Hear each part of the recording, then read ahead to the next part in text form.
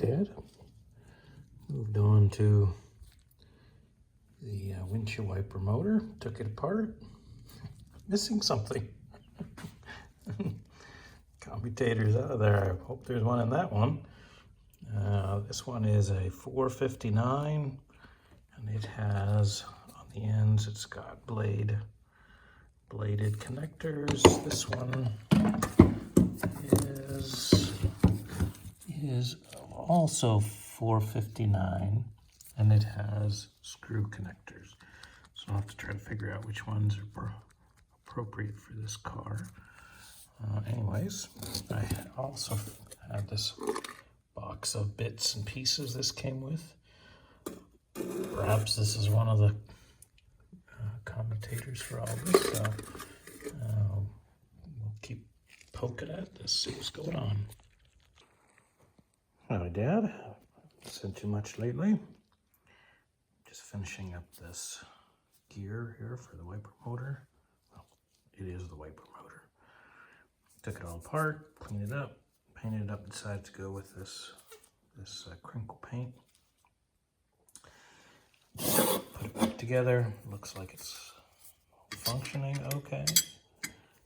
Pulls a little bit more juice than I probably should. I don't really know what it ought to be, but you know, it's about, draws about 3 amps. Gives me about almost 40 watts, so I'm not quite sure what.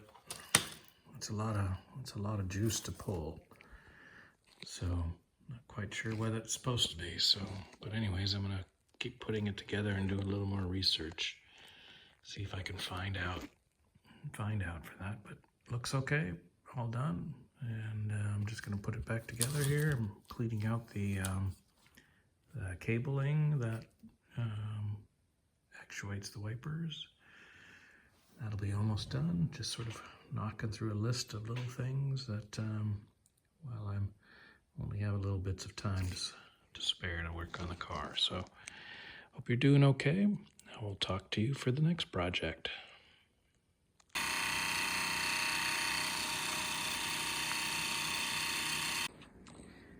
Howdy, Dad. Spent the evening putting the final touches on this wiper motor. Had it all working just fine, but what I hadn't done was to wire up the self-parking feature. It's a clever little doodad for having the wipers finish where you want them to. Essentially, there's 2 leads here. Lead 1, lead 2, and then this. There's a ground here as well. You actually use this ground because the motor is on rubber feet, and so it doesn't ground real well. In any case, 2 is wired hot, so that comes off a fuse and a green wire off the fuse box, so it's under constant juice. And the normal way that this runs is this is on one end of the field coils, and then the other end of the field coils, number 1 here, is the ground, and it goes to ground through the switch on the dashboard. So the switch is usually in the open position, you close it, current flows, thing runs, wipers wipe. But when you turn it off, you don't want the wiper to just stop in the middle, you want to stop where you want it to. And so the way that it does that is that there's a second point round route to ground. It comes from here, it's wired internally, and it runs up and goes to the top of this cap here. And so on the back side of that, if you remember, there's that little copper doodad that goes around in circles as the actuator goes, and it contacts the top of this and goes to ground that way.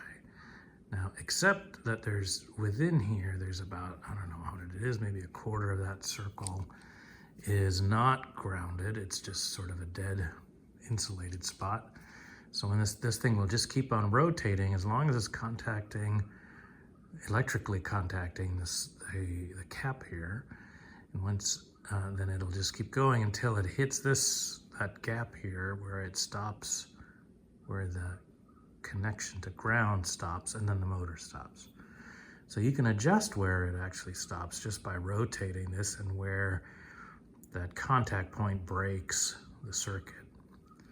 So pretty clever little way of doing that. It's quite simple.